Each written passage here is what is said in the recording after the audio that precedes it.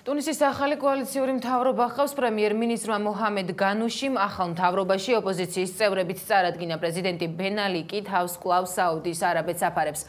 ახალი საპრეზიდენტო არჩევნები ქვეყანაში მომდევნო 2 თვის განმავლობაში ჩატარდება.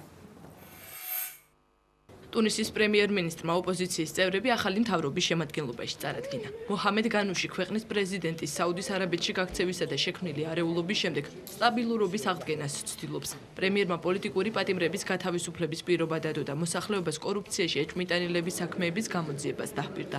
პრესკონფერენციაზე განუშიმ ახალი მთავრობის პრიორიტეტად კი ტუნისის პოლიტიკური სისტემის ტრანსფორმაცია გამოაცხადა.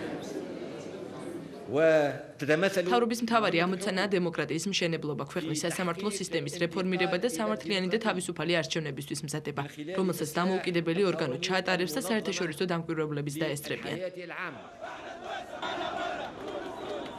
ერთი დღით ადრე ათასობით დემონსტრანტი ქუჩებში პრეზიდენტ ბენ ალის მთავრობის წევრების ახალ ხელისუფლებაში დატოვების წინააღმდეგ გამოვიდა.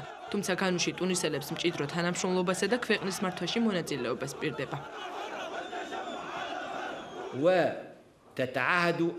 ხელისუფლებამ მზადაა ნებისმიერ პოლიტიკურ თუ სამოქალაქო ძალასთან ითანამშრომლოს, რადგან ეს ქვეყანაში უსაფრთხო და სტაბილური გარემო შესაქმნელად აუცილებელია.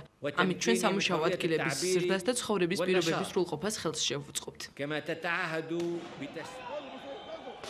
ტუნისის პრემიერ-მინისტრი გამოსვლის დროს შექმნილი არეულობის მთავარ მიზეზს კორუფციასაც შეეხო და ტუნისელებს ამ პრობლემის მოგვარებას დაჰპირდა. ტუნისის ექს-პრეზიდენტის ბენ ალის მარცხმა არაბული სამყარო შოკში ჩააგდო, რადგან მმართველები მთავრობებზე კონტროლს ახორციელებენ. პრეზიდენტი ბენ ალი თავს საუდის არაბეთს აფარებს. ტუნისის ოფიციალური პირები კი მოსახლეობას საპრეზიდენტო არჩევნების ჩატარებას მომდევნო 60 დღის განმავლობაში ჰპირდებიან.